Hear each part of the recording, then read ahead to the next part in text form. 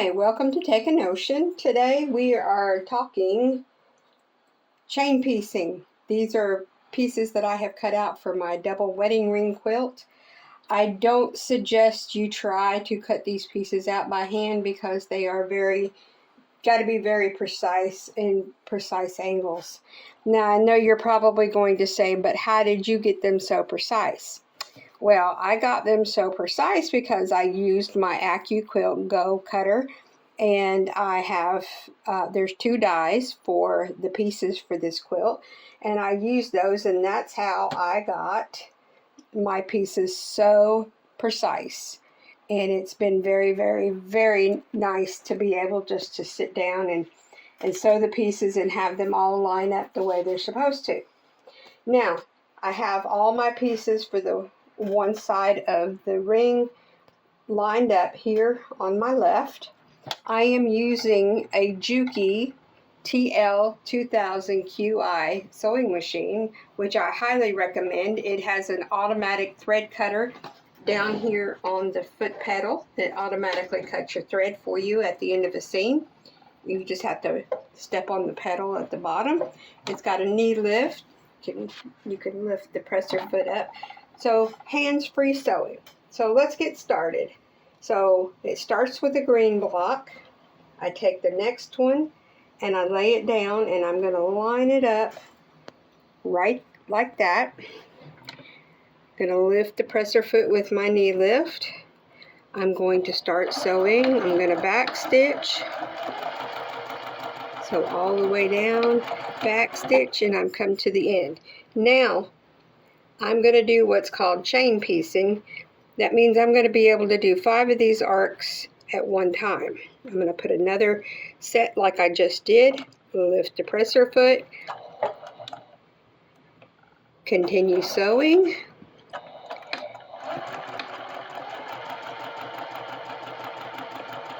Back stitch. Another green. Line it up. Continue sewing. And let's see, that's 3. I do 5 at a time, and it's gone faster than trying to do 1 at a time. I was doing that, and then I'm like, oh yeah, I can do chain piecing with this.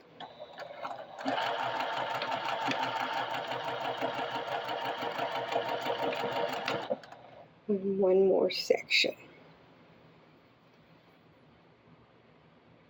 I'm going to do this. Back stitch. Now you're wondering, oh, I'm going to get my finger caught in the presser foot. People have done that. I have come very close to doing that. So to keep yourself from doing that, you can get what's called a Purple Thang. It's literally called the Purple Thang. Thang. You can get it on Amazon. They're pretty inexpensive, and I'll show you how to. I use the wide tip for this. You can use this tip to hold something in place like this. But if you're going to be pushing something through your presser foot, and it has to be in there a certain place, and you don't want to get your finger in there, you can use this to guide your fabrics in.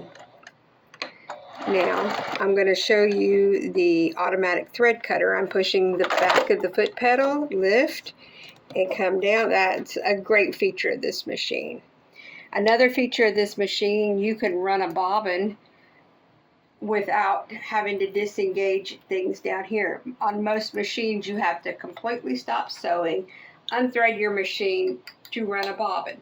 Not on this machine. It works independently of the machine, which is really good.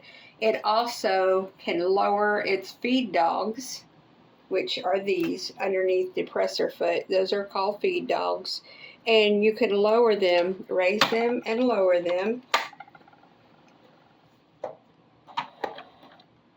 And that gives you the opportunity to do free motion quilting. All right, back to our piecing. Next piece. And you're going to do this for all these pieces. You're going to line it up, lift the presser foot,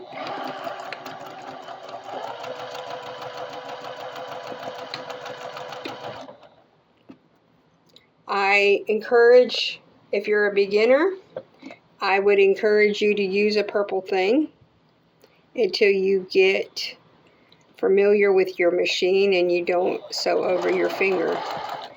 Another good habit to get in the habit of, this is not a car you don't have to stomp on the gas.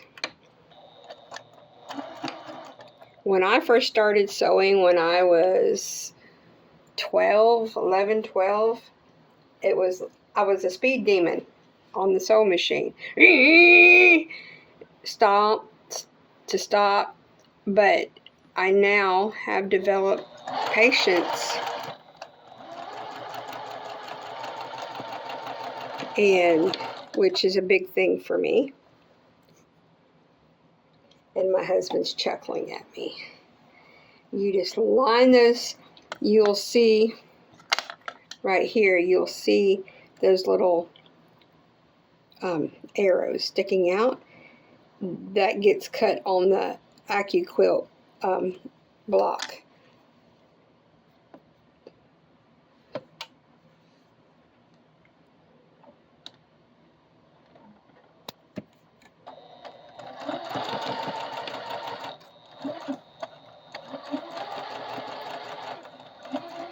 And you see I always back stitch at the end. It keeps it because it will come out of sewing.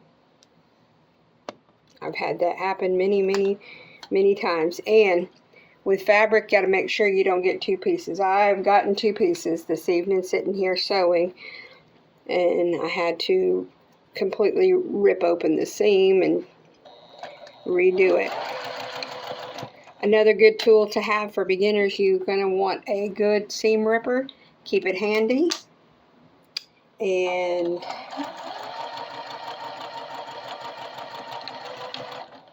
you also need to make sure you have the correct bobbins. For this machine, it takes a metal bobbin. They're put out by Juki, and because they have the little notch here, and they will fit up here on the bobbin winder in a little groove.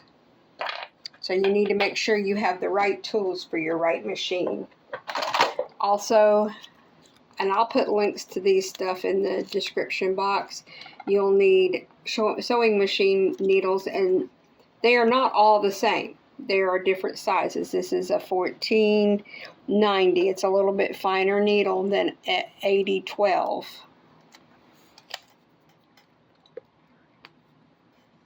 So, now that we've gotten to this, I won't bore you with continuing on, but you can see the different, how it lays out. So if you'll come over here with me, I will show you how it looks when you get it all done. This is how it looks when you get it all done.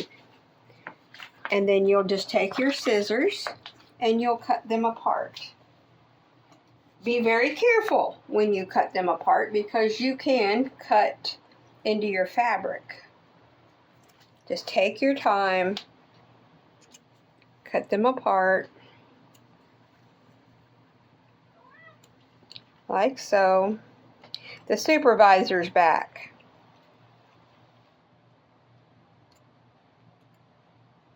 And there you have it. This is an arc for a double wedding ring, one of them. This is the other pieces for the other arc. They're different colors.